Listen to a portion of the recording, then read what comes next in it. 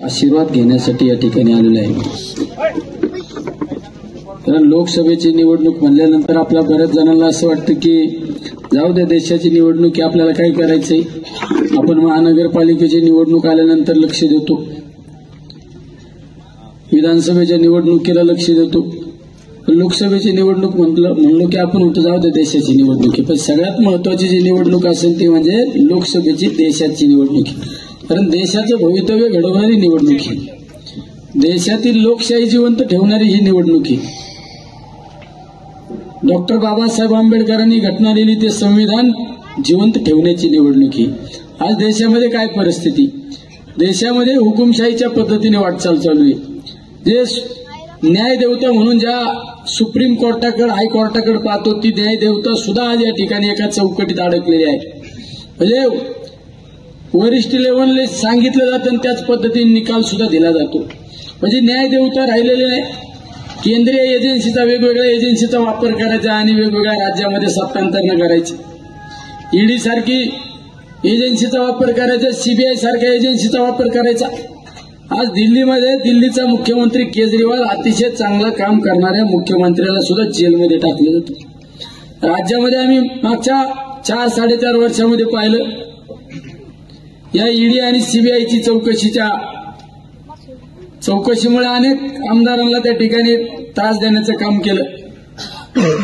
अनिल देशमुख साहेबांना त्या ठिकाणी जेलमध्ये टाकलं, नवाब मलिकांना जेलमध्ये टाकलं आणि नंतर कोर्टाने काय सांगितलं, दोषारोपच सिद्ध होत नाही।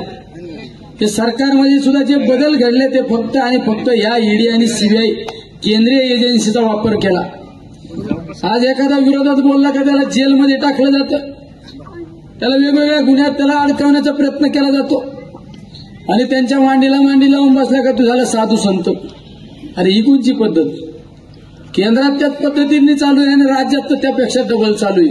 आणि आपल्या जिल्ह्यात तर इतका या एजन्सीचा वापर केला जातो, पोलीस डिपार्टमेंटचा वापर केला जातो, महसूल डिपार्टमेंटचा वापर केला जातो, जिल्हा परिषदचा वापर केला जातो। आता 10 मिनिटापूर्वी आपले कार्यकर्ते येस ग्रँडवर ते मीडियाचे लोक तिथं राहत होते, तिथं वकील मंडळी होते, आता रूम मध्ये राहत होते, त्यांच्याकडे काहीतरी 50 का 60 हजार रुपये सापडले, कोणाकडे असतात ना, लगेच पोलीस यंत्रणेने आपले कार्यकर्ते 6 वाजल्यापासून जेलमध्ये आत नेऊन बसवलेत। काय हे डिपार्टमेंटचं कोणी असेल तर पियाला निरोप द्या म्हणा, तुमचा बाप येतोय 10 मिनिटात तिथं। म्हणजे इतक्या चुकीच्या पद्धतीने वापर केला जातो। एखादा शिक्षक आपल्या बाजूने बोलला का त्याला निलंबित केलं जातं। हे कशामुळे चाललंय, फक्त या सत्तेचा गैरवापर चाललाय। तुम्हाला एक सगळ्यांना सांगतो, चिमणी स्तनी ना जास्त फडफडा करीत, जास्त फडफडा करते। आज देशामध्ये या निवडणुकीला सामोरं जात असताना विकासाच्या मुद्द्यावर निवडणुकीला सामोरं जायला पाहिजे होतं। 5 वर्षापूर्वी तुम्ही लोकांना ज्या घोषणा दिल्या, तुम्ही लोकांना निवडणुकीला सामोरं जात असताना काय सांगायला पाहिजे, 2019ला मला संसदेत तुम्ही पाठवलं आणि 5 वर्षामध्ये हा कामाचा लेखाजोखा पहा माझा, हे काम केले, ते काम केले आणि हे काम प्रस्तावित। पण असा विकासाचा कुठला मुद्दा नाही राहिला।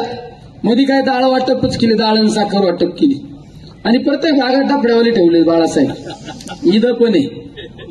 माझी विनंती सगळ्यांना, आम्ही निवडणूक हा खेळ खेळतो, बरोबर, निवडणूक हा खेळ आम्ही आनंदाने खेळतो। पण आम्हाला 10 वेळा जर आमच्या कार्यकर्त्याला डावचायचा प्रयत्न केला ना तर माझ्याशी गाठी सांगतो तुम्हाला। आज तुम्ही काचेच्या घरात राहून आमच्यावर दगड मारायचा प्रयत्न करू नका, आम्हाला सगळं मागचं पुढचं काढता येईल आणि अमोल तू घाबरू नको। निलेश लंके फुकाड ग्रामपंचायत सदस्य आमदारपर्यंत लोकसभेपर्यंत आलेला